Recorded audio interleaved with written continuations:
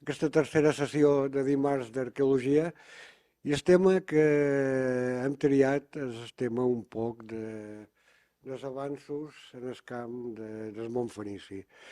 Jo voldria recordar que els fenicis, el poble fenici, que naturalment aquí tothom coneix, ha estat sempre un poble perseguit per una sèrie de malediccions. Eh? Des de les bíbliques, passant per l'Odissea i, naturalment, tota la historiografia grecollatina pendent les èpoques. No només això, també ha estat víctima llargament de prejudicis, d'antisemitismes, que varen dominar Europa sobretot a partir dels anys 30-35 del segle XX i per dir-ho en dues paraules, jo record quan estudiava aquí, en els anys 70, a la Universitat Central de Barcelona, doncs encara hi havia una polaritat molt, molt important. O s'era filopúnic o filofenici o s'era filogrec, no? Dins d'aquesta confrontació, diríem, especial, i cadascun dels nostres professors doncs, tenia tendències, no només aquí, evidentment, sinó a tot el país. Però en aquests anys les coses van començar a canviar. Van començar a canviar, es van fer descobertes importants, sobretot en el sud de la península ibèrica, les descobertes en necròpolis laurita almoníaca corresponent a les antigues secs de les fonts històriques, i llavors doncs, també els inicis de les excavacions en el jaciment de Màlaga de los Toscanos. Jo vaig arribar a participar-hi també un moment determinat. Però no es va descobrir buscant fenicis. Es va descobrir per mort de que l'Institut Arqueològic Alemany de Madrid tenia figures com en Gord Niemeyer, Schubert, etc. Sobretot en Niemeyer pues, volia recuperar aquesta màlaca grega de les fonts. I varen tenir la mala sort, entre cometes, la mala sort, d'anar a prospectar el lloc i justament trobar fragments de ceràmica coríntia. Que és mala sort, justament. Va ser UNITA, es va començar a excavar i va ser UNITA. Avui, i és aquí on vull arribar, avui pues, s'ha treballat molt, es va produir un veritable frenesí per aquest punt exòtic que té el fenici, que ve d'Orient, ve del Líban, supos que això tots ho sabeu. S'ha valorat aquest fenomen com una cosa molt àmplia, i vull recordar que llegíem els grans manuals, inclús obres de coneguts, d'aixons, que frases en aquella època com que els cartaginesos havien set una pantalla opaca que havia impedit la penetració ibèria de les llums gregues, tot això, doncs va canviar a l'extrem contrari. Es va produir un frenesí a aquest punt de que avui tothom vol ser fenici. Han passat d'un extrem a l'altre. Qualsevol banda, inclús de Portugal, de sud de la península, de terres interiors, d'aquí mateix, o ets fenici o no res. Vull dir, han de buscar un equilibri i definir una mica les coses. Jo, abans d'acabar, el que no és altra cosa que una petita introducció, que ja he dit l'essencial, volia tenir un record i un reconeixement a dos personatges catalans que sí que varen marcar una diferència amb aquest filologanisme que estic parlant. Un d'ells és el nostre professor Miquel Tarradell, que va ser un veritable pioner en aquesta investigació fenicopúnica, des dels seus treballs a l'Ixos, unes fenícies històriques, inclús històriques a nivell legendari, i un investigador incansable. Per una banda, havia estat també àmpliament membre d'aquest numerari d'aquest Institut d'Estudis Catalans, Premi d'Honor Lletres Catalanes i tant d'altres mèrits. Un record per ell. I també la professora Maria Eugènia Obet, també catalana, que mos va deixar, hauria d'haver estat aquí, mos va deixar fa pocs dies, poques setmanes, dia 20, si no record malament, del passat mes. Ella va dar un impuls també molt important en el coneixement del món fenici, i no només peninsular, sinó fins i tot de la metròpolis mare d'aquesta colonització, la ciutat de Tir. I dit això, pues, anem a l'important, que és escoltar tots els ponents, parlaran en castellà, perquè vull dir i denunciar que lamentablement avui per avui, i no vull d'això, gent d'aquí que treballen en Montfenici directe, perquè anem a parlar de Montfenici, d'investigacions polítiques directes, de llocs reals, doncs no en tenim en aquest moment. Bé, té la paraula el professor Fernando Prados. Bona tarda, moltes gràcies, Joan. Bueno, yo que me gustaría también sumarme a este recuerdo, ¿no? Porque yo creo que en definitiva los que trabajamos sobre el mundo fenicio en la península ibérica, creo que todos nos sentimos discípulos de una forma o de otra de Miquel Tarradell y sobre todo de Mario Eugeni Huguet. En mi caso, además, tuve la suerte de estar un pequeño tiempo con ella en la Universidad Pompeu Fabra hace ya algunos años. Bueno, yo siguiendo las indicaciones de Joan, pensando en el formato, que era una mesa redonda, pensando también en de alguna forma integrar lo que estamos haciendo en el sur del Països Catalans, en el caso de la provincia de Alicante, integrarlo y de alguna forma también traer, subrayar la necesidad de abrir este debate a Cataluña. En Cataluña hay material fenicio, que estamos encontrando, lo comentábamos en la comida, cada vez de forma más frecuente en publicaciones, en redes sociales, y yo creo que es un buen momento para celebrar esta mesa y aprovechando que hay algunos colegas magníficos investigadores y magníficas investigadoras aquí, pues lanzar algunas propuestas y también lanzar el anzuelo porque creo que hay que empujar este tipo de estudios también en Cataluña. ¿Qué pasa en Cataluña? ¿No? Vamos a empezar ya a subrayar y a señalar problemas y por qué no están apareciendo las cosas que sí están apareciendo en otros lugares más al sur, como puede ser la provincia de Alicante, como puede ser Valencia, Murcia, o ya por supuesto en el caso andaluz. Creo que voy a darle al botoncito. Bueno, simplemente yo no he pensado en esta pequeña presentación como una conferencia o como una exposición, simplemente lo que quería era traerles un estado de la cuestión de lo que se está haciendo ahora mismo en el caso de Alicante y Murcia, sobre todo. Proyectos que desarrollamos desde la Universidad de Alicante y desde la Universidad de Murcia, precisamente con algunas cuestiones que quiero poner de manifiesto y vincularlo con el caso catalán, ¿no? El caso, ahí ya ven, en la parte de arriba, en Tarragona, está marcado el Calvari del Molar, un yacimiento en el que está saliendo plomo exactamente igual, con componentes isotópicos muy similares o los mismos que los que tenemos en el caso de la zona de Alicante y la zona de Murcia. Y lo que les voy a traer es simplemente es una propuesta a partir de un estudio muy concreto sobre metalurgia. Además, con un registro doble, un registro apoyado en el mundo subacuático, en la arqueología subacuática, un barco hundido, un pecio que seguramente les suena a ustedes, que es el Bajo de la Campana, que aparece en el Mar Menor, en el término municipal de San Javier, en Murcia, y un yacimiento que estamos excavando en Guardamar del Segura, que es el Cabezo Pequeño del Estaño. Está en Guardamar, en un sitio también, un enclave de frontera, en la desembocadura del río Segura, con un patrón de asentamiento muy similar al que vamos a encontrar, por ejemplo, en los yacimientos catalanes. Bueno, pues partiendo del estudio de los dos registros, del registro subacuático y del registro terrestre, vamos a lanzar algunas preguntas y algunas líneas de investigación pensando en contestar a esa propuesta de Joan sobre el futuro de los estudios fenicios. ¿Dónde puede estar el futuro y hasta qué punto? Bueno, el futuro va a depender en gran medida de eso que es aparentemente lo intangible o lo invisible, que es el mundo del laboratorio y el mundo de la analítica. Subrayando también los problemas que esto acarrea. Somos arqueólogos, hacemos historia a partir de artefactos, de elementos tangibles, y yo en gran medida voy a hablarles de lo intangible, de los resultados de los análisis, pero también precisamente para acentuar o poner el acento sobre los problemas que esto plantea, problemas de contexto, como a veces, como somos de letras, o al menos en mi caso, yo era de latín y griego en el instituto, soy absolutamente de letras y durante mucho tiempo me he creído lo que leía en las publicaciones de ciencias, ¿no? Como yo era muy torpe y me costaba mucho probar química, me leía todo, me creía todo y ahora empiezo a ver que hay muchos problemas y algunos los vamos a señalar aquí. Bueno, traigo unas imágenes, como ven, para un poco para ilustrar, ¿no? La pequeña presentación.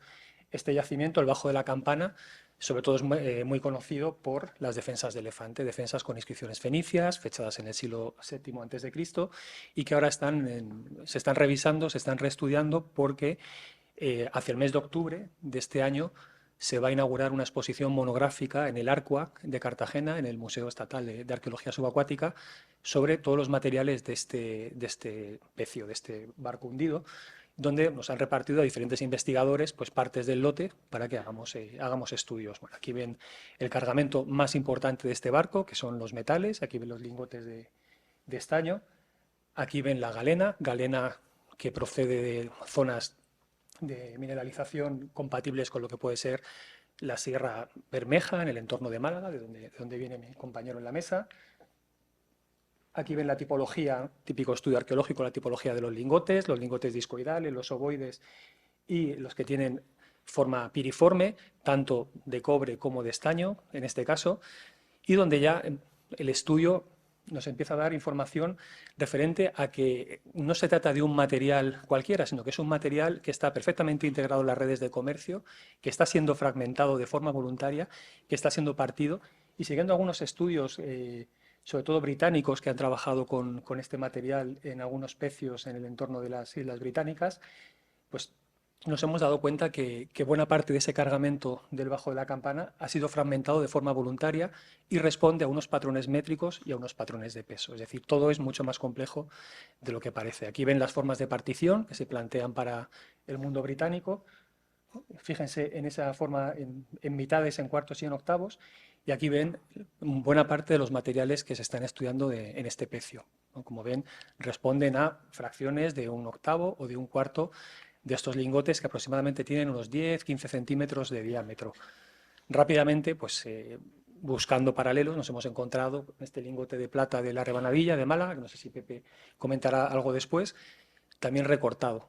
Es decir, bueno, una complejidad. Y bueno, después de haberle presentado muy brevemente ese estudio que se está realizando sobre los lingotes en el caso de este yacimiento subacuático, vamos a ver el reflejo de ese comercio de metales, de ese vector metal como quizá digamos, el punto más importante, la base, la cimentación más importante de lo que va a ser este comercio en el sur y en el sureste de la península ibérica, que probablemente tenga irradiaciones hacia el norte, hacia el Ebro, ya lo podremos discutir después, y vamos a concentrarnos ahora en este yacimiento que yo les decía, el Cabezo Pequeño del Estany, en Guardamar del Segura, un yacimiento con una fortificación muy potente, que está funcionando a lo largo del siglo VIII y el siglo VII a.C., con una muralla de tipología oriental, está, bueno, yo creo que ya más o menos bien conocida por todo el mundo. Aquí ven algunas restituciones. Una de las novedades de los últimos años ha sido la localización, en realidad la confirmación de lo que se veía en la fotografía aérea, que es el foso, un foso nube tallado sobre la roca. Aquí ven algunos detalles, tallado además con instrumental, con cinceles y con punteros de hierro, sin ninguna duda, tallado sobre la roca y con una arquitectura que rápidamente, a simple vista, pues podemos paralelizar con yacimientos del Próximo Oriente, ¿no? Como Gueyafa o como Tel Azor, con una métrica fenicia. Bueno, no voy a detenerme mucho porque ya les digo, mi intención es subrayar más los problemas y las líneas de trabajo y las líneas de estudio, más que contarles pues todo un yacimiento que por otro lado es bien conocido. Claro, yo les había centrado inicialmente la pequeña charla sobre el ámbito de la metalurgia. Aquí tenemos justo el reflejo, esto es la otra cara de la moneda o el espejo de lo que han visto en el pecio del Bajo de la Campana.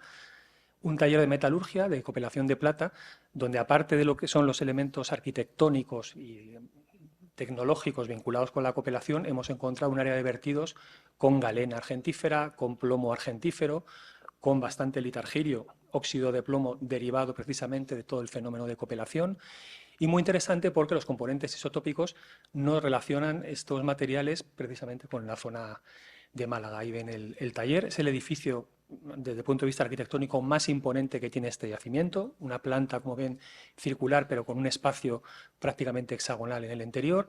Ahí ven la cultura material, arqueología pura y dura que ha aparecido dentro, donde tenemos pues, de todo, toberas, machacadores de cuarcita, todo con unos indicadores de contaminación por plomo enormes. Es decir, tenemos el reflejo directo del fenómeno de copelación. Fíjense como este pequeño pocito, donde tenemos algunas gotas de plomo con un porcentaje ínfimo de plata, 0,01% de plata, se corresponde con esa tipología de los lingotes discoidales debajo de la campana, el dibujo que veían anteriormente, y todo esto acompañado de otro dato muy relevante. Ya les he dicho que los isótopos, que el metal viene de la zona malagueña, seguramente, por supuesto, por la zona costera. Pero los estudios que estamos haciendo en paralelo, de nuevo arqueometría, de nuevo laboratorio, vinculado con las cerámicas, en este caso la cerámica Saturno, remiten a la misma procedencia. Pero no solamente Málaga, sino también, se lo comentaba Iván, como saben, experto en ánforas, material anfórico con un barro muy característico de la zona de Mazarrón. La zona de Mazarrón es muy particular, se dan unos componentes extrañísimos, entonces es muy sencillo identificar la procedencia de esa arcilla, contiene cerio, lantano, mucho hierro, es decir, no es un barro de tipo sedimentario, como el que podríamos tener en el entorno de Guardamar, no es un barro, en este caso andaluz, y eso nos ha permitido también detectar que en la zona de Mazarrón, donde sabemos que hay talleres también de explotación metalúrgica, se está produciendo este tipo de ánforas. Claro, eso no es nada llamativo, que yo les diga que tenemos material a torno de procedencia malagueña, es algo que se lleva diciendo muchísimo tiempo y se conocen, ¿no? Y aquí están a Delgado perfectamente talleres de fabricación de cerámicas en el entorno malagueño. Lo curioso es esto que ven aquí, las clásicas cerámicas a mano, que tradicionalmente hemos caracterizado como indígenas, ¿no? Por supuesto, los fenicios lo hacían todo fetén, los indígenas no eran capaces de manejar el torno. Bueno, pues esto, por supuesto, está absolutamente superado, y tanto es así que en el caso de Guardamar, estas piezas que ven aquí, de nuevo, están fabricadas con cerámica, o sea, perdón, con barro de carácter metamórfico que no es sedimentario del Bajo Segura. Es decir, es una pieza muy tosca, son piezas que no pueden ser objetos de comercio. Imagínense ustedes intentando pues, convencer a una élite local regalándole esta pieza. No son objetos de comercio, pero curiosamente no son locales, no son del entorno de Guardamar, no es barro del Bajo Segura, no es barro sedimentario. Claro, la gran duda es, ¿qué pinta esto? ¿Por qué viene esto desde Málaga? Y sobre todo, otra cosa muy importante, ¿qué lleva esto dentro? Ahí estamos hablando de piezas muy toscas, piezas que viajan desde Málaga y que aparecen de repente en una factoría fenicia en Guardamar del Segura. Bueno, pues de nuevo, más analíticas. Parece que luego romperé un poco este tema para dar la sensación de que les estoy diciendo que el futuro de los estudios fenicios está en las analíticas. No, somos historiadores, la analítica es importante, pero no es la base de todo. Lo que hace es alimentar el debate y la discusión. ¿Qué ven dentro de estas piezas? Algo que prácticamente es, no sé si 8 de cada 10 análisis de paleocontenidos que hacemos en la protohistoria, Carmen, es el ácido esteárico y el ácido palmítico, la presencia de una dieta hipercalórica, de grasa animal, es decir, bueno, pues los típicos guisos. Claro, pero el problema de todo esto es el dato arqueológico. Esto aparece en un vertedero de un taller de metalurgia.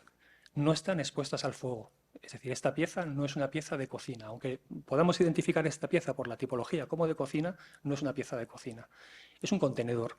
¿Y qué contenía estas piezas a mano de procedencia malagueña? Claramente sebo, grasa animal. Grasa animal que estamos rastreando ahora, estamos investigando, intentando tirar del hilo, porque pensamos que está vinculada con la cooperación. Esto nos abre una línea de investigación futura muy interesante. Movimiento de gente, migración de gente y migración de, vamos a llamarles tecnólogos, no sé cómo llamarles, de metalurgos. Probablemente esas piezas están viniendo con gente que maneja la cooperación de la plata y que procede probablemente de Málaga. Fíjense en esta pieza, una pieza muy tosca, una cerámica a mano. En la foto se ve bastante bien. Una pieza a mano de un color rojizo, barro metamórfico, podemos decir malagueño, con adherencias de plomo-plata, con componentes isotópicos compatibles de nuevo con Málaga, que aparece en este taller de metalurgia. O sea, estas son esas piezas toscas que les he presentado anteriormente.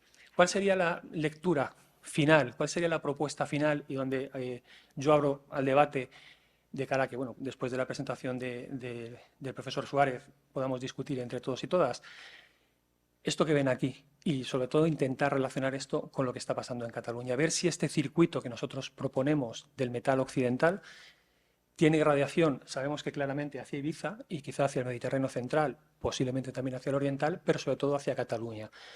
A mí la sensación que me da es que sí, pero hay que investigar. Y hay que investigar pero no perderse en la analítica, sino en la analítica relacionada con el contexto estratigráfico.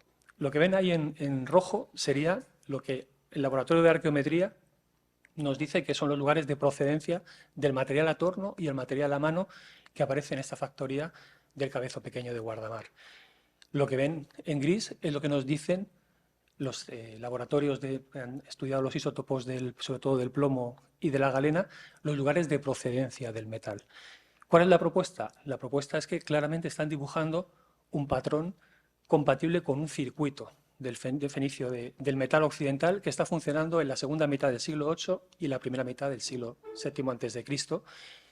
Y de ahí es donde yo quiero un poco subrayar la necesidad de continuar con esta línea, con este trazado, con esta especie de circuito que están viendo en el mapa, y quizá esto se sumaría a esas propuestas que algunos colegas de la Universidad de Barcelona están haciendo en algunos yacimientos, no sé si costeros, más o menos costeros, pero proponer este tipo de cuestiones, porque creo que más allá de las piezas en sí, del material arqueológico en sí, tenemos que preguntar por las personas. ¿Realmente podemos detectar ese movimiento de gente? ¿Podemos detectar ese movimiento de técnicos que son capaces de transformar este mineral en plata? ¿Tenemos algo más aparte de la cerámica tradicional y del comercio tradicional? Y sobre todo, bueno, pues llamar un poco la atención sobre ese registro, de momento no se conoce mucho más, que aparece en la desembocadura del Ebro ligado a este plomo plata. Pues quizá habría que hacerse preguntas. Han visto la fortificación del Cabezo de Guardamar, se conocen bien las fortificaciones catalanas, y una de las dudas que yo me planteo en el caso de Guardamar, de este yacimiento que estamos excavando, es esa fortificación ¿para qué? ¿Para qué esa fortificación con ese foso? ¿Por qué ese enorme desarrollo arquitectónico en un entorno en el que no se detecta, no tenemos evidencias de conflicto, no hay un poblamiento inmediato para el siglo VIII muy potente, se conocen yacimientos, Peña Negra, pero no creo que sea tan necesario ese tipo de fortificación, salvo que esa fortificación y esa muralla estén defendiendo quizá lo más valioso, que es la tecnología. Entonces, otra de las cuestiones que lanzo para el debate es precisamente si lo que se está protegiendo en estos yacimientos fortificados, incluidos los del área catalana, es la tecnología. Entonces, vamos a intentar rastrear esa tecnología y vamos a ver si lo que se está protegiendo, más allá de los típicos bienes de prestigio ya un poco quizás superados, es la tecnología de fabricación de la plata. Entonces, bueno, con esto creo que es la última diapositiva. Simplemente, como ven, ha sido señalar algunos puntos importantes y, sobre todo, bueno, mi intención es debatir sobre esto y abrir nuevas líneas. Gracias. Tiene la palabra, tercera palabra, Pepe. Bien, bueno, pues buenas tardes, y lo primero que tengo que decir es sumarme a lo que dicen los compañeros, de agradecer al Institut d'Estudis Catalans la oportunidad de traer a colegas y amigos de otras regiones, en este caso muy distantes de la península ibérica, como es el ámbito, en este caso concreto, de la Bahía de Málaga, ¿no? Que es lo que pretendo yo hacerles una visión rápida y gráfica para, como muy bien apuntaba nuestro colega Fernando, que podamos después pues, tener debate, ¿no? sobre este tema.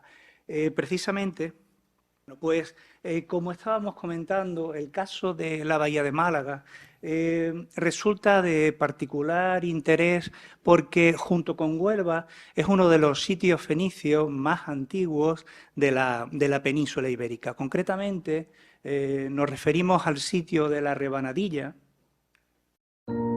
La toallita Dodot Pure Aqua está elaborada con 99% agua para ayudar a recuperar el pH natural de la piel. Dodot.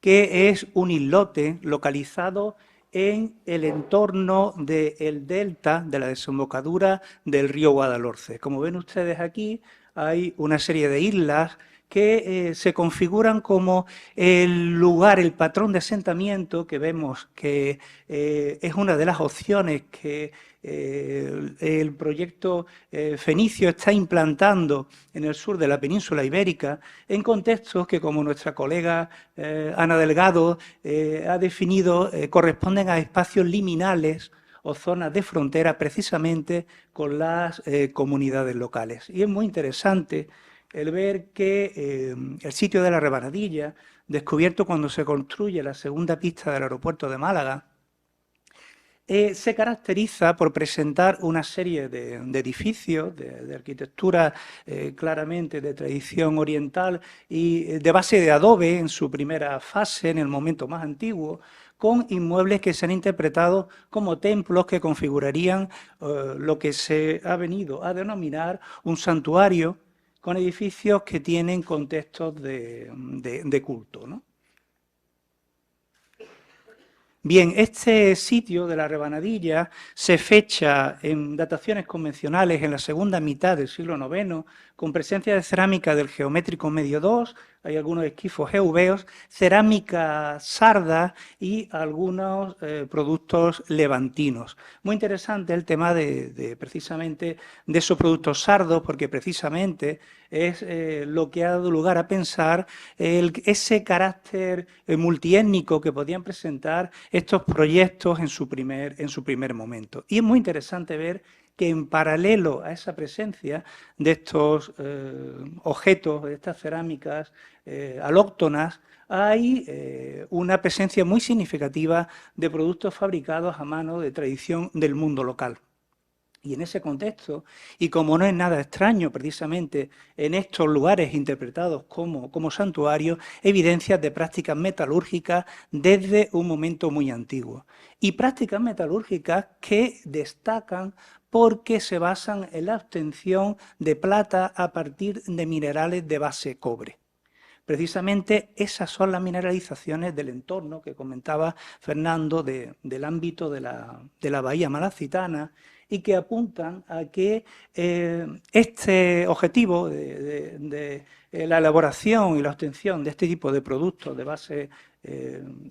base cobre pudo ser una de las razones que justifican esta presencia tan antigua fenicia en el ámbito de la bahía de Málaga. Destacar también que no solo hablamos de esa obtención de estos productos, sino también del empleo de tecnología, de tradición de finales del bronce en estos mismos contextos, es decir, la presencia de vasijas hornos fabricadas a mano destinadas a estas tareas de reducción. El asentamiento de la Rebanadilla tiene esa primera fase de la segunda mitad del siglo IX, lo que se conoce como la Rebanadilla 3-4, y un segundo momento, Rebanadilla 2, que se superpone al anterior, donde aparecen ya edificios con zócalo de piedra, pero hay presencia de pavimentos de conchas marinas que, por su carácter apotropaico, permiten pensar que sigue teniendo ese carácter religioso que se planteaba para momentos precedentes. Pero es muy interesante ver que precisamente y de forma coetánea a esa fase de Rebanadilla 2 encontramos evidencia de los primeros enterramientos en el entorno de la Rebanadilla. Y se trata de tumbas excavadas en pozos, cremaciones para los que se utilizan pisos, como pueden ver aquí, con ajuares que consisten en vasijas de engobe rojo, los jarros que ven de boca trilobulada y de boca de seta, que se pueden fechar en la primera mitad del siglo VIII junto a algún escarabeo o algún amuleto. Y merece la pena destacar la presencia de algunos objetos de tradición local fabricados a mano que se incorporan a el interior de estos contenedores. Me refiero concretamente a esa copa fabricada a mano con decoración geométrica y apliques metálicos que recuerda a patrones, a gestos que pueden apuntar a gestos híbridos de resultado de esa convivencia entre las comunidades locales y foráneas en el ámbito de la Rebanadilla. En este sentido, precisamente vemos cómo a partir del siglo IX empiezan a aparecer asentamientos locales con un patrón de asentamiento desconocido hasta ese momento, aproximándose de forma significativa a lo que sería la primera línea de costa. Por ejemplo, sitios como el Cerro de la Era de Benalmádena, de los que recientemente hemos podido obtener dataciones radiocarbónicas realizadas sobre muestras de vida corta, sobre semillas que evidencian que el asentamiento estuvo en uso y tuvo su origen en el siglo IX, en momentos que vemos coetáneos en clave de datación cronológica absoluta con el propio sitio, con las primeras fases de la Rebanadilla.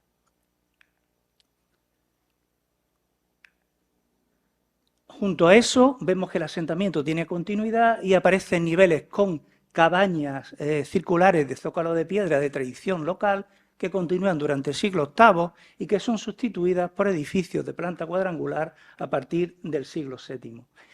Resulta muy interesante la identificación de otros asentamientos en el perímetro de la bahía, pero ya en zonas ligeramente distanciadas de los asentamientos localizados en la propia desembocadura, donde observamos un cambio de patrón de asentamiento respecto a estos que veíamos en primera línea de costa.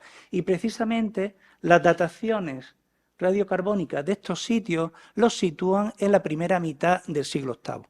Resulta muy interesante ver cómo en esa fase inmediatamente posterior podíamos estar observando las primeras evidencias de la reestructuración territorial y política del propio mundo indígena respecto a esa presencia foránea en la desembocadura del río.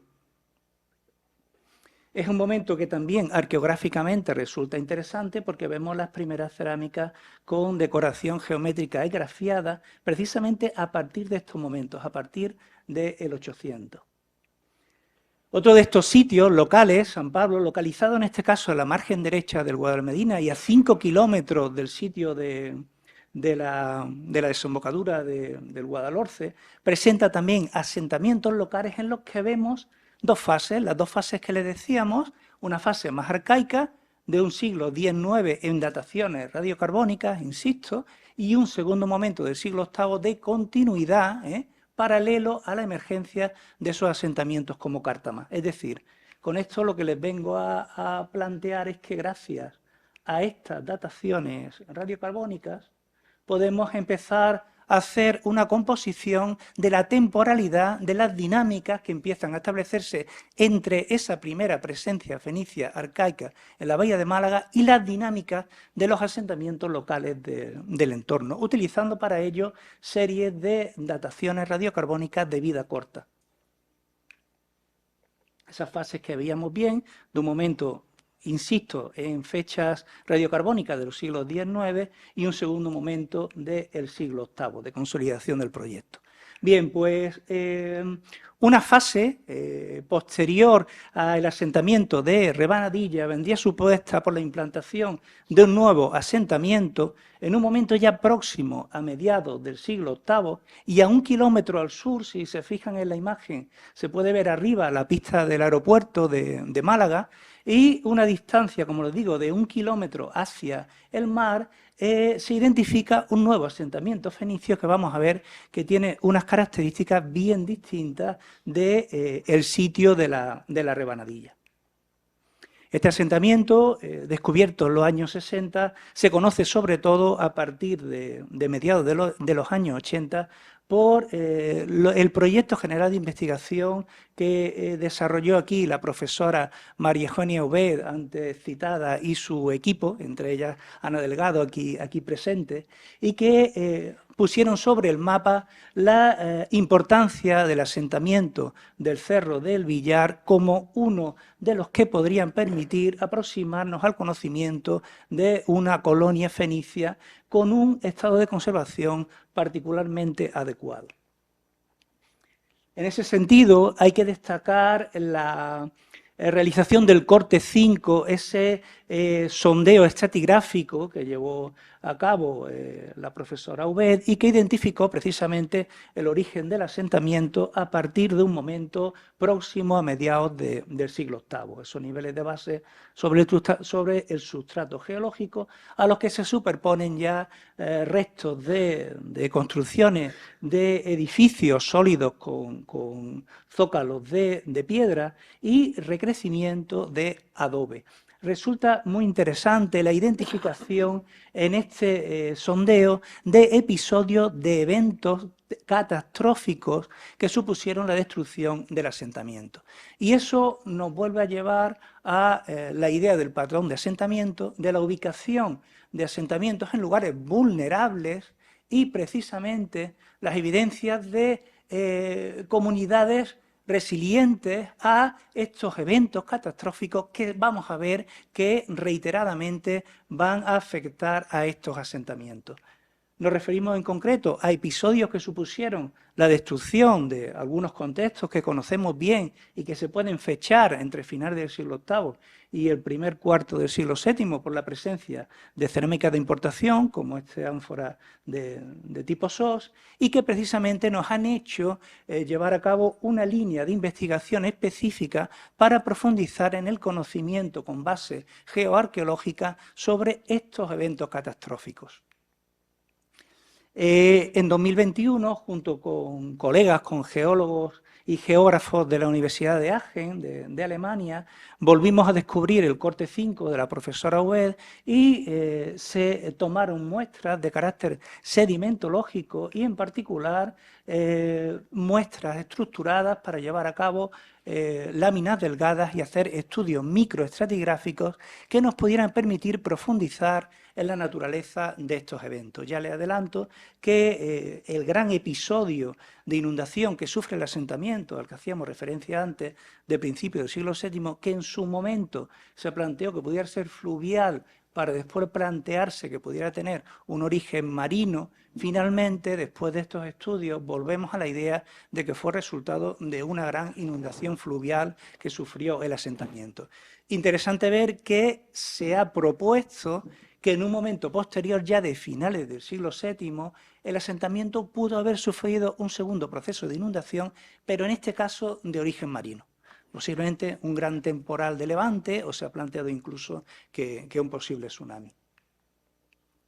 Bien, en ese contexto retomamos en 2022 la investigación del asentamiento y les traigo algunas de las novedades de los resultados de la investigación, que han consistido en insistir en el conocimiento geoarqueológico del sitio a base de nuevas perforaciones geoarqueológicas que nos permitían profundizar en el conocimiento preciso de la delimitación de la isla y estudiando esos sedimentos, conocer la evolución paleoambiental del asentamiento y su entorno, aportando información que consideramos que puede ser complementaria para los trabajos que ya en su día desarrolló la profesora Huet. Pero uno de los elementos que ha resultado de mayor interés ha sido el resultado de las prospecciones geofísicas.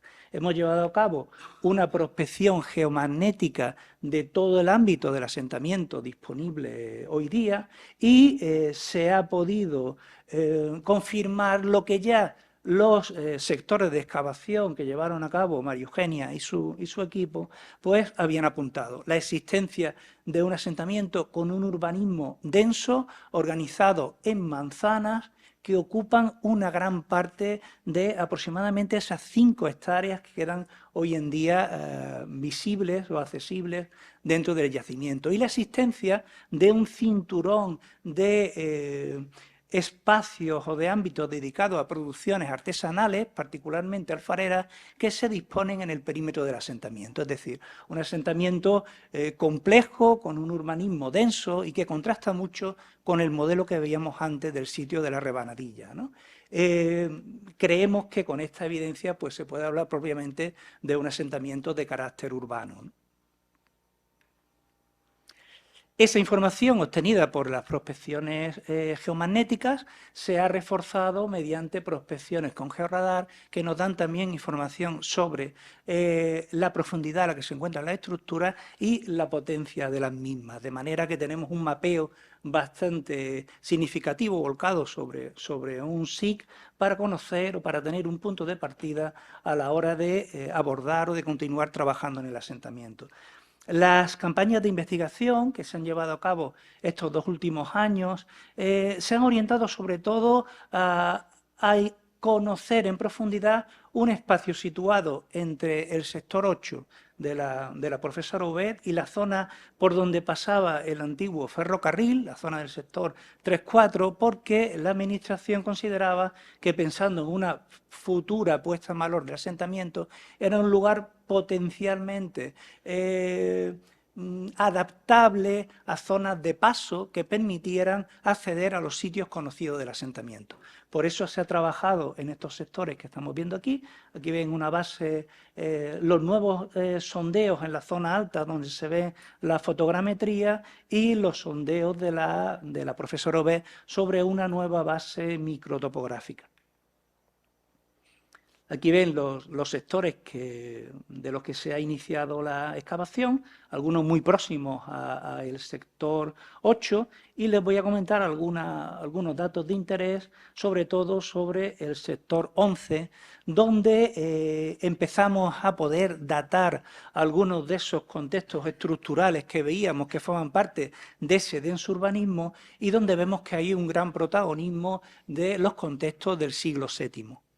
Resulta particularmente interesante la localización de ese muro en una zona ya muy perimetral, un dato que ya obtuvieron los colegas en las investigaciones, sobre todo del sector 8 y sector 9, que estaría rodeando el asentamiento, una especie de cerca, pero resulta llamativo el poder observar que la construcción de este muro, de este cerca, se superpone a contextos estratigráficos donde aparecen cerámicas de importación. Aquí ven ustedes un fragmento de una cerámica, de una ánfora tipo Sagona II, una ánfora oriental, que se fecha también en ese contexto de final del octavo, primer cuarto del siglo VII. Un elemento de interés porque nos estaría diciendo que esa construcción de esa cerca posiblemente es el resultado también de una dinámica inmediatamente posterior a ese evento que estábamos comentando en momentos anteriores. Una reordenación del asentamiento e incluso una construcción de un muro que podía estar también destinado como una respuesta precisamente a proteger el asentamiento de este tipo de eventos.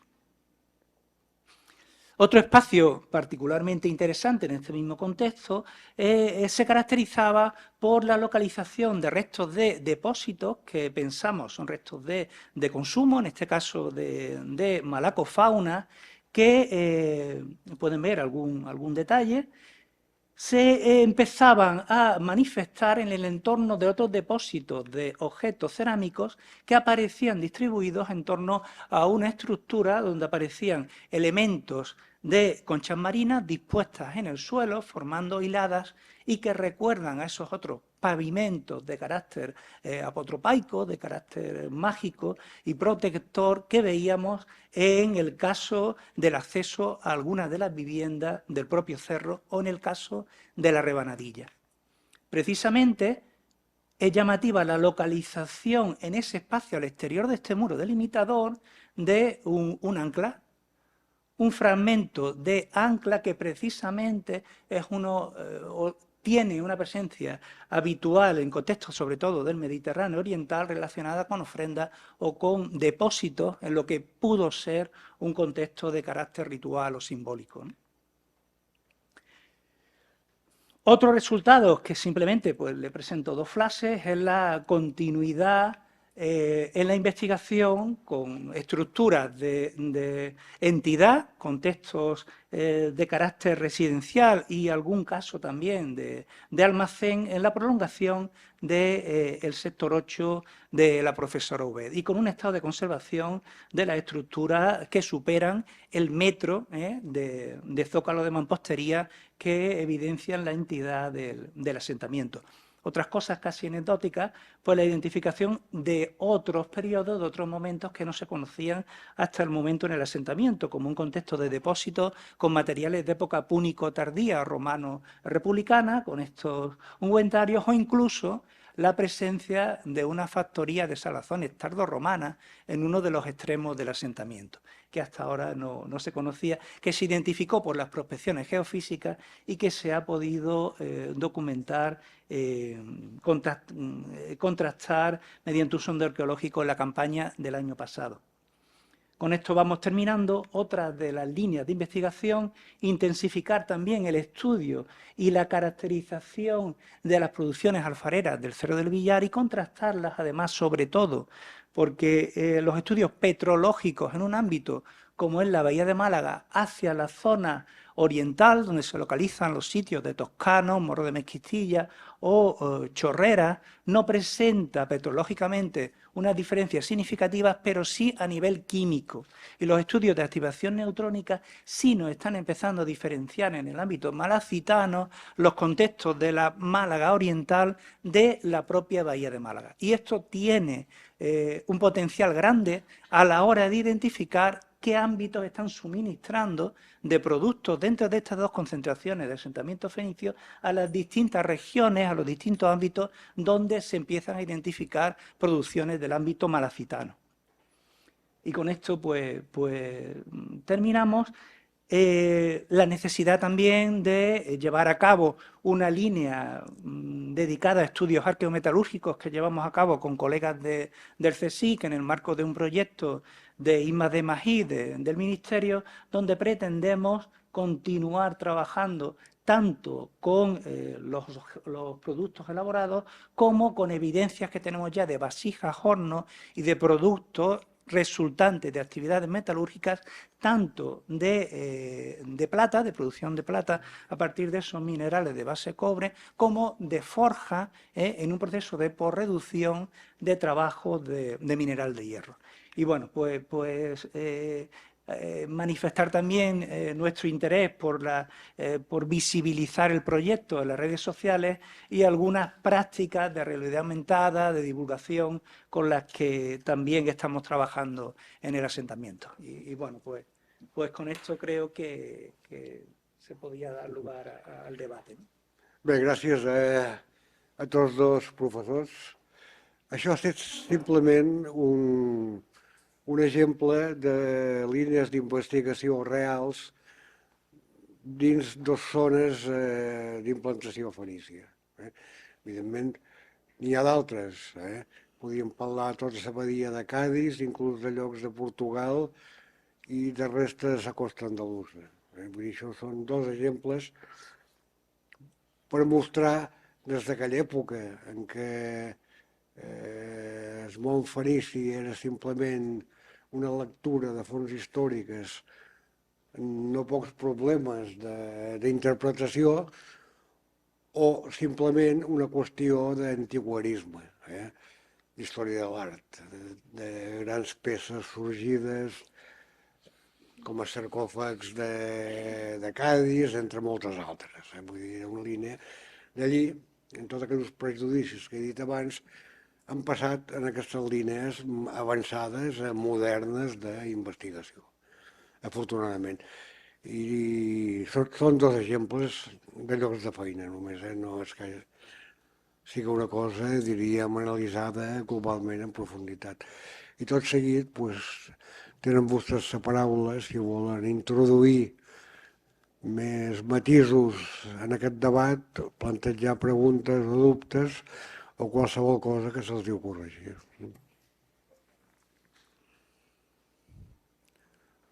Algú té alguna cosa per fer? Endavant.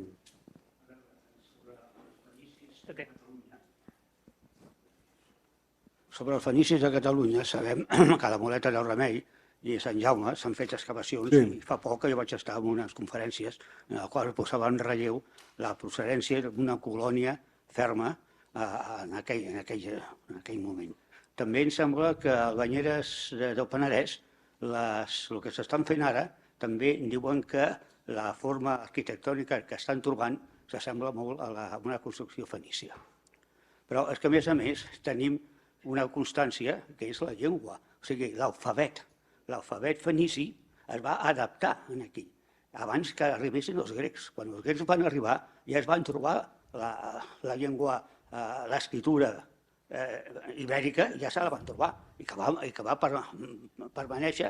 Això vol dir que la colonització fenícia era de molt més abans d'arribar als grecs, per la part d'Empúries i per la part de Narbona. És això també una data, no sé si està Joan Ferrer aquí, però aleshores ell era el que diu que a més de l'adaptació que va tenir l'escriptura fenícia al sud, a la part d'Andalusia, també la va tenir al mateix temps al nord. Per això hi ha dues escriptures una mica diferenciades. Però és una marca que veiem com els fenicis van colonitzar també la part de l'Ebre i també la part de dalt de Narbona o de Peixmau. Bé, jo crec que tothom pot intervenir, evidentment. Jo no crec que aquí hi hagi ningú especialista en llengües, no crec, són tots... Sí? Pues jo quasi m'agradaria que donés la seva opinió. Home, sí, és veritat que l'escriptura ibèrica, les paleohispàniques venen de... L'origen està en l'escriptura fenícia, això és clar. Però, bé, el contacte no té per què haver sigut directe. Una cosa tan directament colonial, per entendre-m'ho, sinó una cosa més indirecta i més d'allà. Segurament la primera adaptació es va fer al sud, en alguna zona d'aquestes que hem vist, i després doncs, hi va haver-hi dues adaptacions, una que va entrar per Huelva i la part del sud, que va donar lloc a l'escriptura meridional, i una altra al nord, que va donar origen a la nord-oriental. És a dir, que els fenicis van tenir contacte amb els pobles indígenes de la zona, diguem, tradicionalment fenícia, i d'aquí doncs, es va fer l'adaptació. És a dir, que segurament al nord va arribar per via indirecta, probablement. Perfecte, jo no sé si, a veure, des del punt de vista més aviat arqueològic, he sentit els nostres col·legues, en David Garcia, etc., que estan reivindicant finalment que un lloc com Sant Jaume sigui una implantació fenícia. Jo seria prudent, per la meva part, vull dir que seria prudent perquè és cert que veiem molta variabilitat en els punts que entenem fenicis, utilitzant també fonts històriques. Perquè a l'hora de dir que un jaciment és fenici o no, a part de cultures materials molt clarament fenícies, inclús amb utilització de ceràmiques a mà, amb percentatges petits, entre altres raons, doncs també hi ha unes fonts històriques que ens ho diuen. És cert. També és cert que podem comparar implantacions com el Cerro del Villar que hem vist, amb una arquitectura molt semblant a la Caleta, etc. I altres que, per desgràcia, no s'han pogut excavar tan amb extensió. Dir que Sant Jaume, perquè sí que és cert que té un comerç fenici en part del sud i en part no tant del sud, sinó que ja és aquest món que s'atraca a partir dels inicis dels 6, no sé com li dirien a Carme Velarte, si preibèric, protoibèric o com, però que en tot cas, sí, un ferro... Jo té molts de dubtes, no vull dir d'això, personalment. No sé si hi ha algú més. De San Jaume, las cosas que leo cuando veo las láminas con los materiales se parecen mucho al cabezo del estaño de Guardamar. Es verdad que con David García alguna vez hemos discutido, de hecho tenemos pendiente una reunión sobre esas cerámicas a mano, porque una cosa muy llamativa es la procedencia de ese material, que no es un objeto de comercio, que aparezca incluso en Cataluña. Pastas metamórficas, pastas compatibles con el mundo malagueño en Cataluña. Ya no solamente por eso, sino también, Ana, te estamos citando todo el tiempo el tema de las costumbres culinarias, la arquitectura, o sea que yo creo que tiene que ser una lectura general, pero es verdad que poco a poco el mapa catalán se está llenando de material fenicio. Y hace 30 años fue muy llamativo, o 40 años ya, la tesis doctoral de Alfredo González Prats en Alicante con ese primer material fenicio. En Alicante no había colonias fenicias, lo que había era griegos, tal cual, y poco más. Y fue muy rompedora a finales de los años 70 esa tesis doctoral sobre la presencia de material fenicio. O sea que yo no lo descartaría. Es verdad que tendemos, ¿no?, a ya poner fenicios en todas partes, pero yo sigo insistiendo, no solo se mueve el material, no solo se comercia, sino que se mueven personas. Entonces quizá hay que preguntarle a otras líneas del registro, como puede ser, por ejemplo, el mundo de la alimentación. No sé si, Ana, a lo mejor.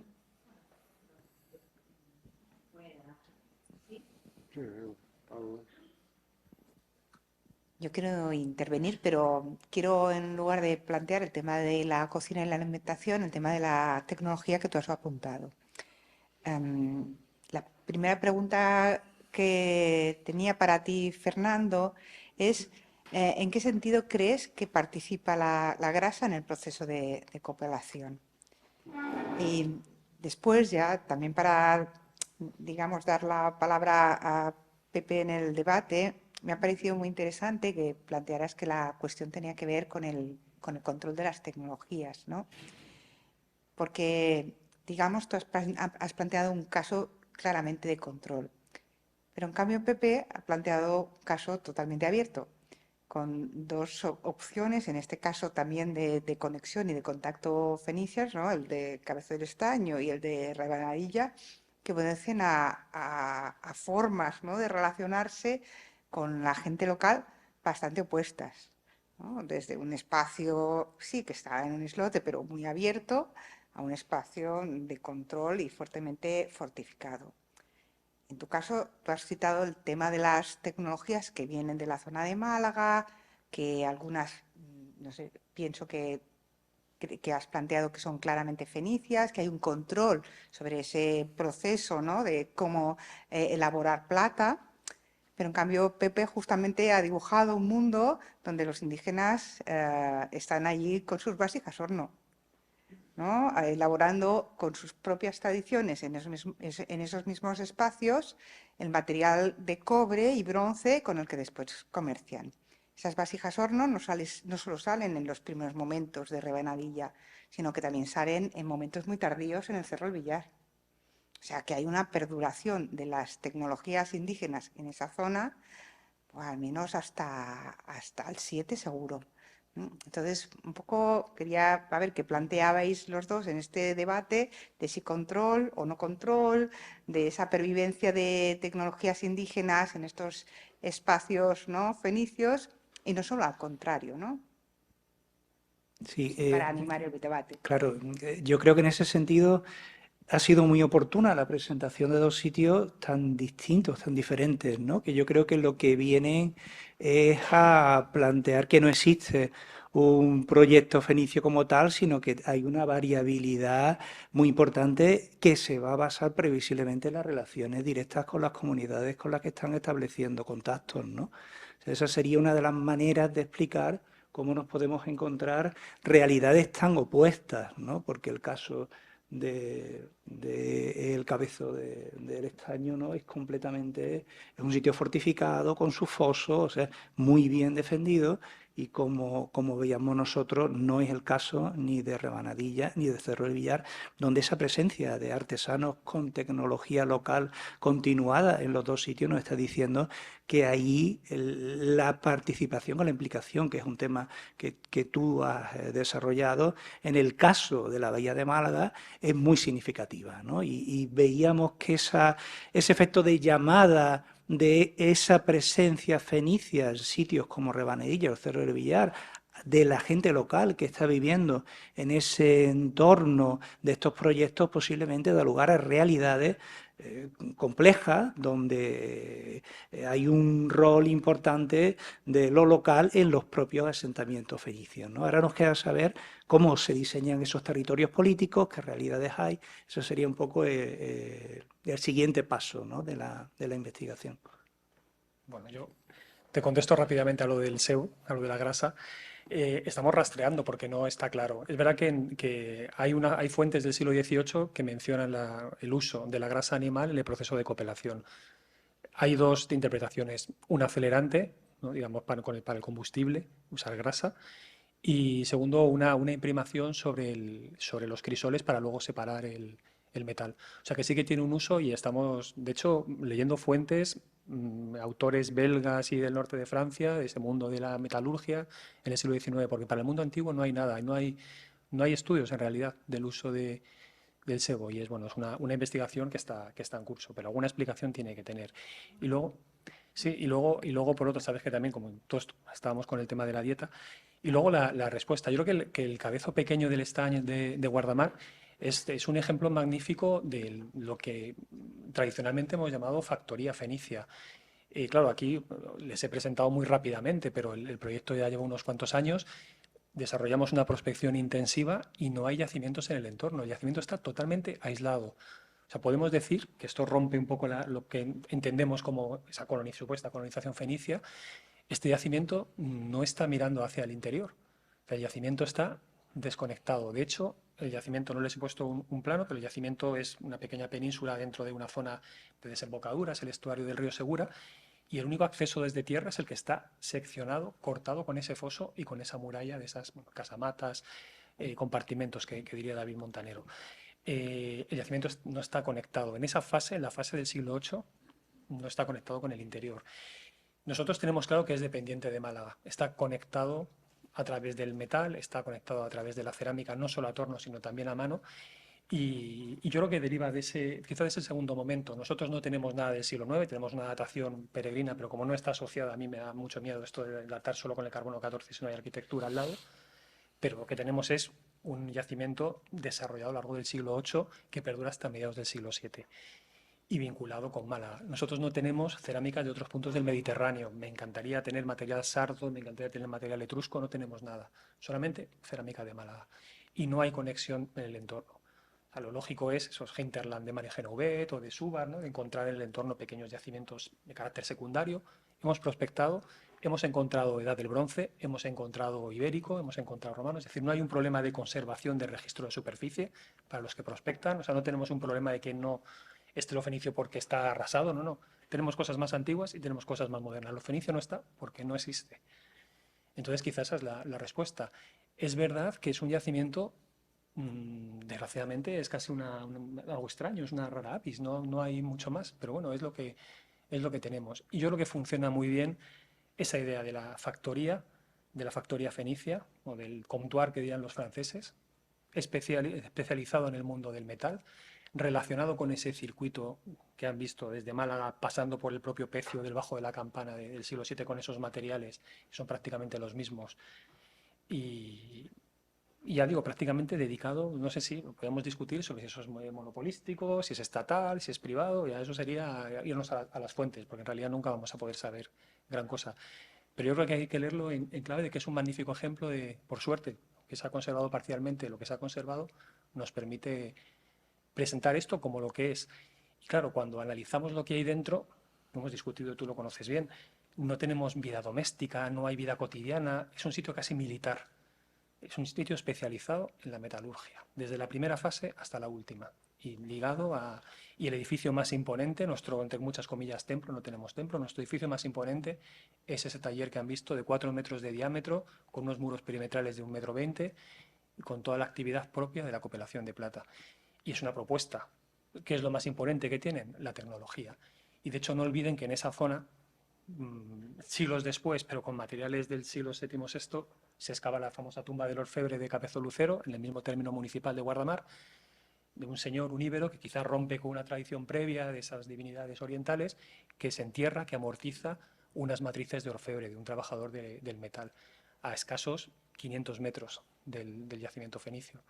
Y es llamativo ver también esa presencia en la zona del entorno del trabajo del metal, como quizá la labor más importante, porque a lo mejor es que no tenemos otra, no tenemos pavimentos de conchas ni este tipo de cosas, tenemos eso. En el centro del poblado, el edificio más imponente es un taller de metalurgia. Perdón por el rollo que les he contado, pero bueno, era para ampliar un poco la información, que he ido un poco rápido con el yacimiento. A veure, hi ha llocs, com per exemple a Caleta, també hi ha vasos de mà, també hi ha indicis que s'utilitzaven en processos de tractament metal·lúrgic i no es muntaven un tinglado d'aquest tipus. La meva pregunta és, feia falta tot aquest lloc fortificat allà per un taller metal·lúrgic? Té una lògica. Sí, pero yo insisto, no es el taller, es la tecnología. O sea, no es para el taller, sino la tecnología y la gente que maneja Vaya, la que no tecnología. te escapar a alguien y contara cómo trabaja. No lo sé. ¿Qué quieres decir? A ver, es una propuesta, pero no lo que también podemos pensar en el papel de siempre, ¿no? El papel político y propagandístico de la muralla, disuasorio, una fortificación que nunca fue atacada. Dicen que las mejores fortificaciones son las que nunca se atacan. Exacto. Pero yo lo que veo en el poblamiento del entorno, Saladares, Peñanegra y a cierta distancia, no veo unos aguerridos asirios con torres de asalto para tomar este poblado. Entonces me parece excesivo. David Montanero, que no ha podido venir porque se ha puesto un hijo, se ha hecho padre, entonces nadie no puede venir a estos eventos, Bueno, pero con David discutimos mucho. depende. Él me dice que no, que el foso que está... Me dice eso, que el foso no sería disuasorio. Yo creo que el foso es excesivo. O sea, es excesivo para el contexto en el que está. Hombre, es una buena fortificación, ¿eh? Y Hay entonces, que admitir que són paraules majors. I llàstima, perquè no sé si ho ha explicat, només s'ha conservat una part del recinte. El recinto era mucho más grande. Sí, lo que han visto es una cuarta parte, porque ese desarrollismo horrible de la costa de Alicante en los años 80 destruyó 3/4 partes del poblado. O sea que tenemos alzados de más de 2 metros la fortificación, pero solo se conserva una cuarta parte del yacimiento. O sea, desgraciadamente, quizá en esa 3/4 partes estarían las respuestas que estamos buscando al mundo doméstico, pero bueno, esto es lo que tenemos. Hay una pregunta por escrito, no sé si... ¿no? Sí. Sí, es una pregunta que insiste en si hay líneas de investigación precisamente en esa relación de la presencia fenicia con las comunidades locales en el ámbito de la Bahía de Málaga. Estamos trabajando en esa, sobre todo, aproximación temporal a las dinámicas que existen entre los asentamientos y seguiremos profundizando en otros aspectos. Pero también creo que es importante porque nos habla de otras formas de reacción del mundo local, traer a colación la investigación del sitio de los Castillejos de Alcorrín, en Manilva, otro sitio, en este caso de la costa occidental hacia el estrecho de Málaga, donde aparece una fortaleza importante cerca del Guadiaro, donde hay presencia fenicia desde el siglo VIII, y en esa fortaleza nos encontramos un modelo que recuerda también a otros ejemplos que aparecen en el Guadiana de asentamientos de tradición local, donde aparecen implantados algunos edificios con clara arquitectura fenicia y además con un carácter que podía ser sacro, ¿no? Con esos pavimentos de conchas que aparecen en el carambolo, ¿no? Por ejemplo, y que nos estaría dando una idea de cómo ya esta perspectiva o de cómo aproximarnos a esa reacción del mundo local, a la incorporación de esa nueva convivencia, del resultado de esa convivencia y de esas relaciones territoriales y políticas que se empiezan a definir propiamente en el mundo autóctono, ¿no? Y bueno, pues por ahí va un poco nuestro trabajo. Buenas tardes. Yo sobre todo os quería felicitar porque, bueno, pienso que cuando vi el título pensé, caramba, ¿no? Pero realmente está bien puesto. Yo por poner solo un ejemplo, porque lo he seguido bastante, he estado allí, etcétera, hace muchos años. El Cabezo del Astaño, ¿quién lo ha visto y quién lo ve? O sea, no tiene nada que ver. Por otra parte, pues la incorporación de todas las metodologías arqueométricas que celebro que se haya dicho, que no son un fin en sí mismas, porque a veces hay mucha gente que cree que, oye, yo siempre digo, pones una cosa por el lado de la máquina y se aparece la Virgen de Lourdes por el otro. Simplemente es una ayuda más que tenemos, pero es una ayuda muy importante. Bueno, yo como trabajo en Cataluña y has hecho referencia a Fernando Prados, al panorama catalán, hombre, yo decirte que respecto a la plata, en Cataluña no hay ni galenas argentíferas con suficientes porcentajes de plata como para ser explotadas con tecnología antigua. Solo hay, pero es irrelevante y quiero abreviar, algunos minerales de plata propiamente dicha, plata nativa, clorargirita, argentita, pero digamos que bastante irrelevante. Y sobre todo no hay objetos de plata. Es que los objetos de plata, hasta baja época ibérica, con los dedos de las manos me sobran un montón. Por lo tanto, la cuestión fenicia en Cataluña hay que plantearla desde otros parámetros, ¿no? No es fácil, ¿eh? Yo, por mi parte, pues siempre digo que el comercio fenicio en Cataluña es un comercio oportunista, motivado por un crecimiento que bueno, es como una ampliación de mercado. Aquí se había dicho, volviendo al tema de la plata, a tutiplén, la mayor parte de investigadores que han tocado este tema han dicho que los fenicios vinieron a Cataluña por la plata del priorato, por la galena argentífera del priorato. Esto falla por su base porque ya he dicho que no hay galena con suficiente plata en el priorato. Por lo tanto, las explicaciones hay que buscarlas en otra parte. Ya que he tomado la palabra, quería aprovechar para pedirle a Fernando Prados a ver si puede ampliar un poco el tema de los isótopos del Bajo de la Campana. Porque la verdad, y esto sucede siempre en todas las zonas geográficas y en todas las arqueologías, es que hay yacimientos que parecen malditos, ¿no? El Cabezo del Estaño pues ya se ha rescatado y veo que el Bajo de la Campana pues está en rescate, ¿no? Bueno, y esto es todo. Daros las gracias por vuestras interesantísimas intervenciones. Bueno, a ver si me acuerdo de todo. Lo primero es, lo del tema de los objetos de metal me llama la atención porque en el entorno de Alicante tampoco en estas geologías tenemos objetos de metal y tenemos un mineral de un componente plata bajísimo. O sea, llama la atención el escasísimo componente metalífero de plata, perdón, que tiene las galenas, incluso las del Bajo de la Campana. De hecho se habla de que es galena no argentífera, pero en cambio tenemos mucho litargirio, o sea, tenemos mucho subproducto, incluso comercio de ese subproducto, como el pecio, el mazarrón 2, que un poquito posterior, pero bueno, que va cargado precisamente de ese subproducto. Yo creo que nos falta información y nos falta todavía quizá desarrollo de las técnicas de análisis. De hecho, los especialistas en metalurgia todavía no nos dan una explicación para el uso de ese letargirio, una explicación real. Pero en Cataluña sí hay plomo y también, no sé, no conozco el detalle del porcentaje de plata, pero le sorprendería el bajísimo porcentaje de plata que tienen las galenas y que tiene el plomo argentífero que tenemos en Guardamar. Es mínimo y no hay objetos tampoco.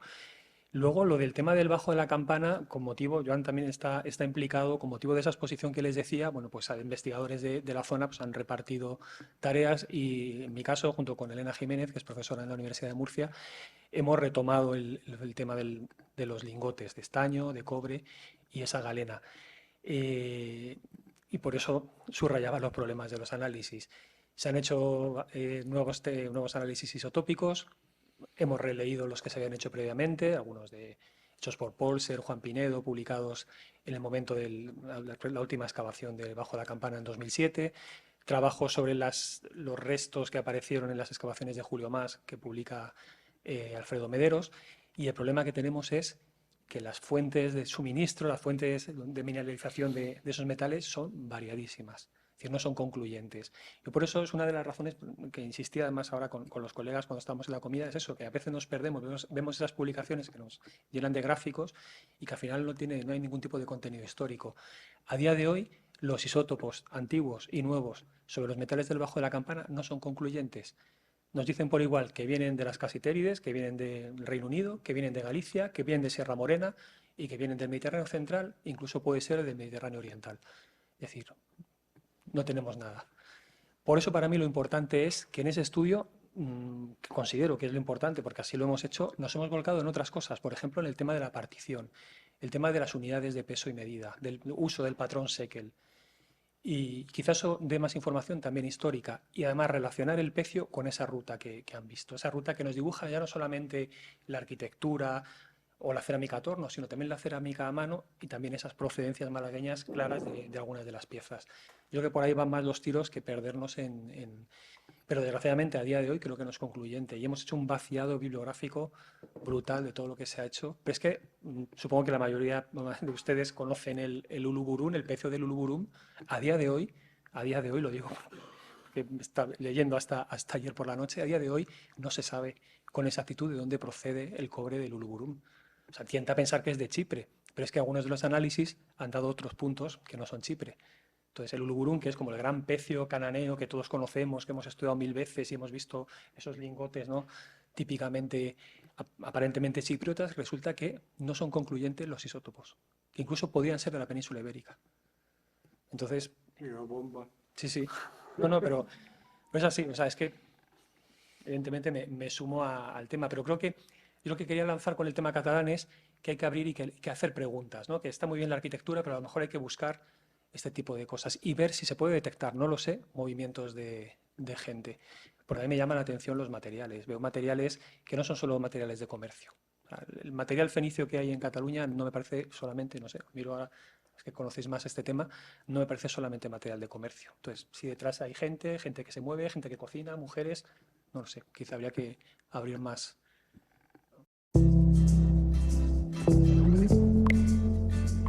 ¿Me oyes bien?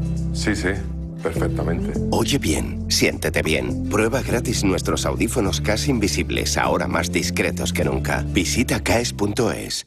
Lanzar más preguntas o no sé, ¿qué pensáis? En general, el material fenicio en Cataluña es material anfórico. Sí. Pero esas cerámicas a mano con pastas metamórficas malagueñas, ¿cómo las encuadran dentro de este discurso? Dos yacimientos que salen un poco de la norma. Aldovesta, por la cantidad, pero sabes que todos son ánforas, y Sant Jaume, que es con mucho el yacimiento que tiene más material fenicio. Tiene unas proporciones de material fenicio que ningún otro yacimiento del Ebro tiene. En el Ebro, normalmente el material fenicio es muy significativo, pero el porcentaje es bajo. Que Sant Jaume sea una factoría. Yo, y lo digo porque lo he hablado con David y no, en fin, yo no lo creo. Yo creo que si hay algún punto de aprodo, tiene que estar en la costa. No ahí arriba, tiene que estar en la costa. Lo que pasa es que aquí en Cataluña luchamos con dos gigantes. Bueno, luchamos con los gigantes que luchan todos los arqueólogos, pero dos que son mucho más grandes. Uno, la cronología, y el segundo, el delta del Ebro. El delta del Ebro es muy complicado. Afortunadamente, en las últimas décadas, el estudio de la evolución histórica del delta ha avanzado muchísimo, pero no tiene aún la finura suficiente que necesitamos los arqueólogos. De todas maneras, bueno, los últimos estudios de la historia del delta parecen significar que el delta estaba un poco más escorado al sur y que tenía un brazo hacia el sur donde está aproximadamente la actual punta de la Baña. Esto añadiría significación a la situación de Sant Jaume. Pero yo lo he hablado con David y le he dicho, oye, estudia la costa, porque no llegaron con un piole y se pusieron ahí. Tiene que haber algo abajo. Y eso creo que es posible. Por otra parte, retoma una antiquísima tradición de pensar que en el Ebro tenía que haber alguna cosa. Pero bueno, de momento es un poco parole, hay que seguir investigando mucho más. Y después nos frena mucho el tema de la cronología, que no tenemos el carbono 14 no nos sirve para nada para las cronologías que manejamos. No tenemos contextos estratigráficos suficientemente finos como para poder profundizar y estamos en un paradigma de hace 50 años. Y si lo quieres romper, pues te rompen la cara a ti.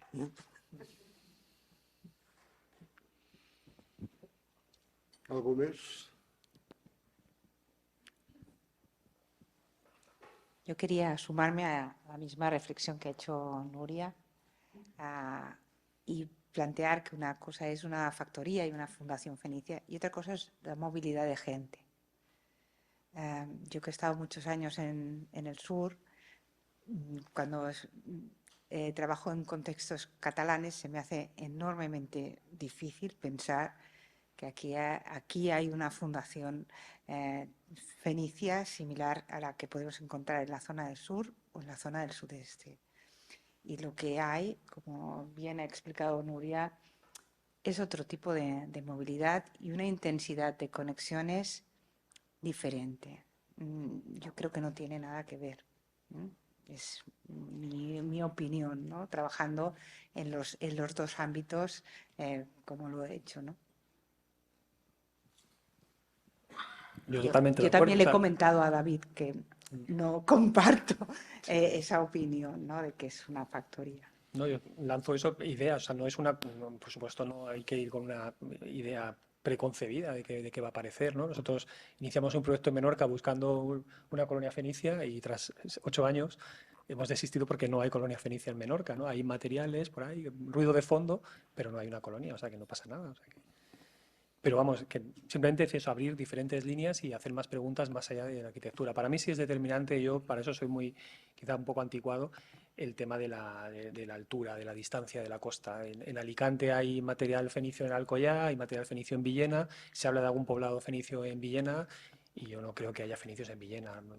Primero que no hay fenicios para tantos sitios, como decía Joan, es imposible, pero yo creo que viven en la costa estricta. Y ya un paso atrás y en altura tenemos que empezar a pensar en otra cosa. Pero bueno, simplemente era decir, bueno, que hay mucho más que simplemente estudiar las ánforas para hablar de fenicios, que hay muchas más cosas. Y por eso planteaba lo del tema de la movilidad. Pero bueno.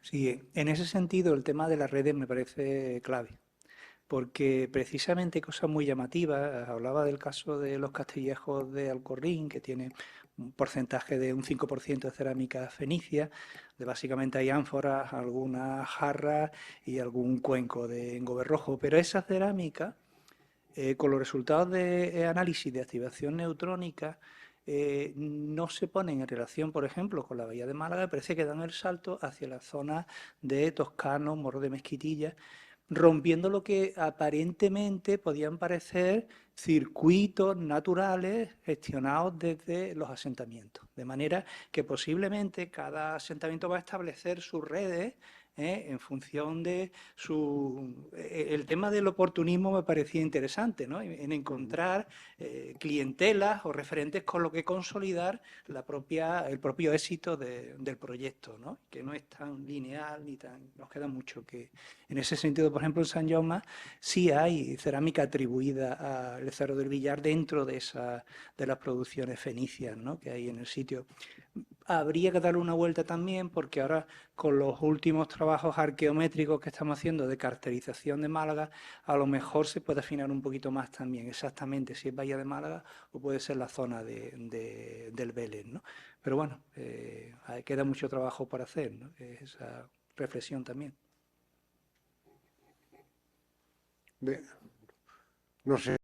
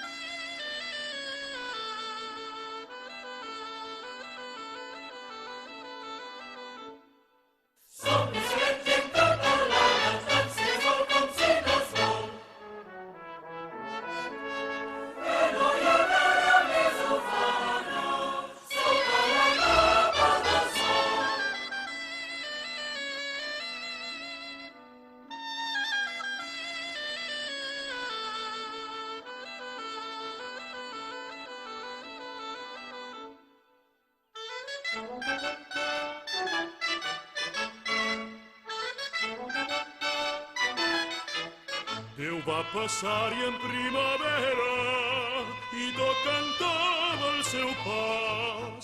Canta la terra encara entera i canta que cantaràs. Canta la senyora canta l'orona i el sol. Tot treballant la dona canta i canta a peu del bressol.